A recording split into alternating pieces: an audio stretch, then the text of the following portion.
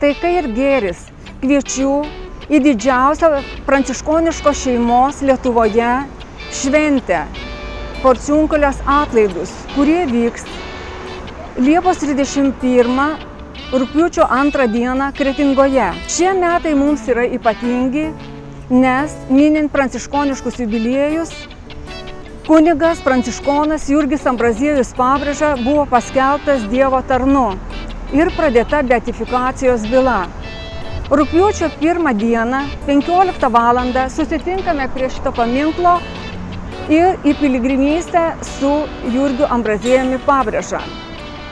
Taip pat kviečiu rugpjūčio 2 dieną į Ambraziejaus arbatinę bažnyčios šventoriuje 9 val. Ir 11:30 vyks žolelių arbatų degustacija. Iki pasimatymo Kretingoje.